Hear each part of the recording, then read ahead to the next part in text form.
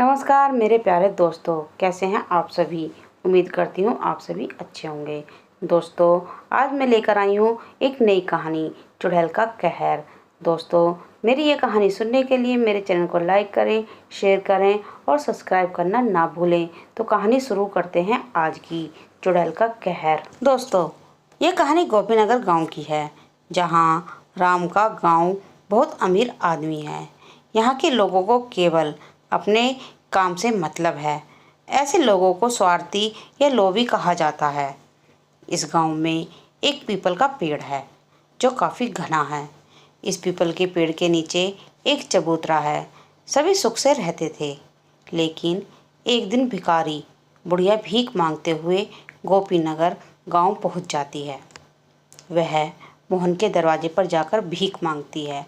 बुढ़िया माँ कहती है, बेटा कुछ खाना दे दो, मुझे भूख लगी है।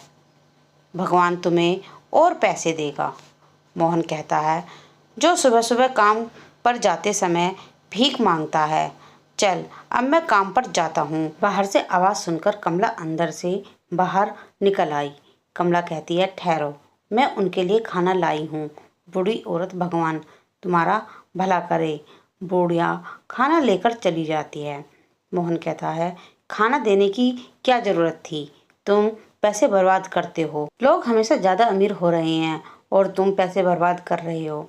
कमला कहती है, फालतू बात मत करो, खाना खराब हो गया था तो दे दिया।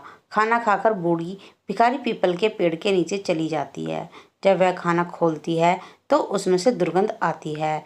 ध्यान से देखा तो उसमें कीड़े थे। बेचारी बुढ़िया खाना फेंक कर दूसरे घर में भीख मांगने चली गई और उसने सिला राम की महिला से बात की। बूढ़ी औरत कहती है, भगवान की कृपा होगी, तुम मुझे कुछ खाना दो, और हाँ, गंदा खाना मत दो। मैं पहले से ही बीमार हूँ और बीमार हो जाऊंगी।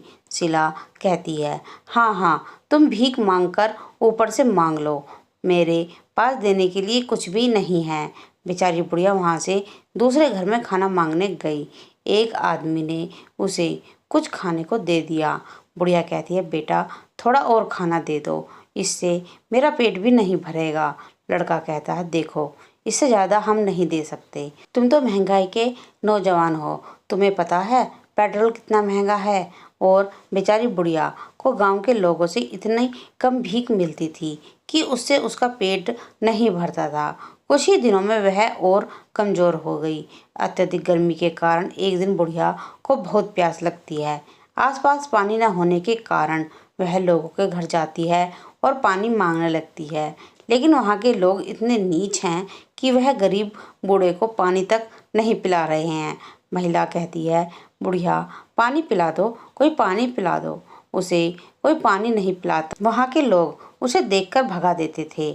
लोगों के घर जाकर वह बहुत थक गई थी, लेकिन उसे पीने के लिए पानी की एक बूंद भी नहीं मिली। चलते चलते वह उस पीपल के पेड़ के नीचे जाकर बैठ जाती है। कुछ समय बाद बीमारी और पानी की कमी के कारण बुढ़िया वहीं मर जाती है। बुढ़िया की मौत के बाद वहाँ अजीबो-गरीबो घटनाएं होने लगती हैं।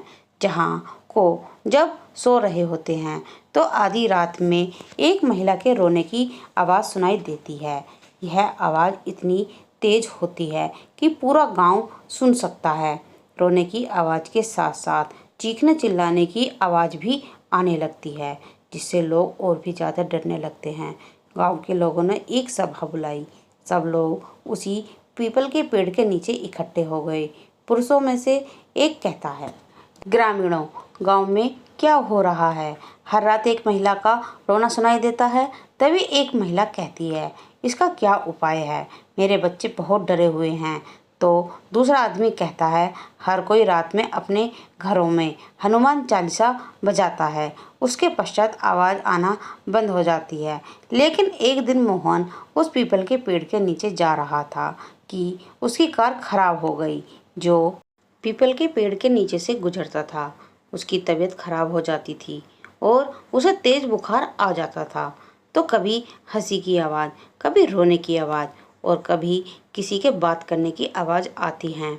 ये सब बातें लोगों के अंदर से डर को और ज़्यादा बढ़ा रही थीं। एक दिन अचानक गांव में पीपल के पेड़ के पास रहने वाला एक व्यक्ति कुछ दिनों के लिए लापता हो जाता है। सुबह उस व्यक्ति का शव पीपल के पेड़ के नीचे पड़ा मिला। इस बात से ग्रामीण और भी डर गए। कमला कहती है, शाम ढलने के बाद कोई घर से बाहर नहीं जाएगा। गांव में हर कोई अपने घर का दरवाज़ा बंद रखता है ताकि कोई लापता न हो जाए।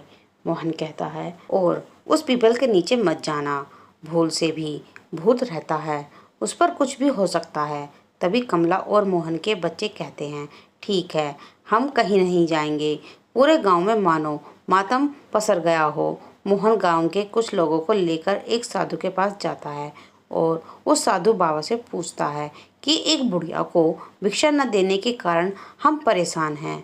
वह भूख और बीमारी से मरकर चुड़ैल बन गई है और अब सभी गांव वालों को सता रही है। बाबा कहते हैं, जो कुछ हो रहा है दोष तुम सब गांव वालों का है।